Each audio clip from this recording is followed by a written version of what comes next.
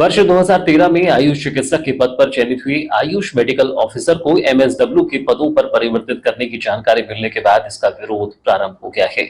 आयुष मंत्री के जिले में आयुष चिकित्सकों ने आयुष मंत्री रामकिशोर कावरे को इस तरह की जानकारी मिलने पर ज्ञापन सौंपते हुए कड़ी नाराजगी व्यक्त की है।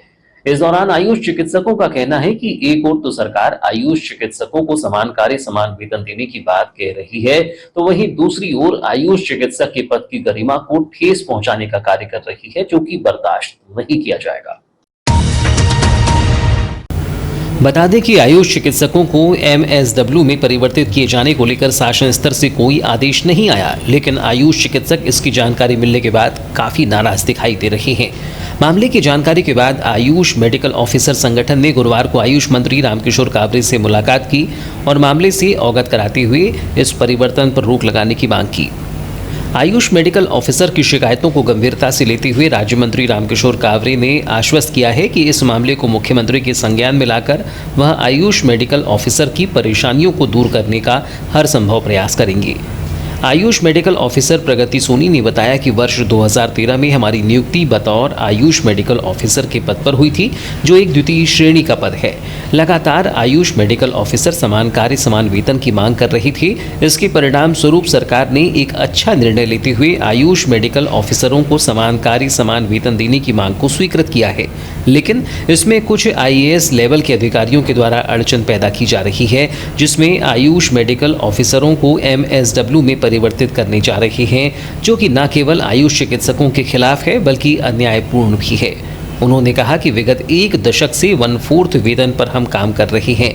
आज सरकार यदि समान कार्य समान वेतन को पूरा करने जा रही है तो हमारे पद की गरिमा को कमजोर किया जा रहा है, जो सीधा सीधा एक बड़ा धोखा है। इसे हम बर्दाश्त नहीं करेंगे। उन्होंने कहा कि न केवल आयुष मेडिकल चिकित्सकों को 5400 ग्रेड पे का लाभ दिया जाए, अपितु उसके पद की गरिमा को भी बरकरार रखा जाए।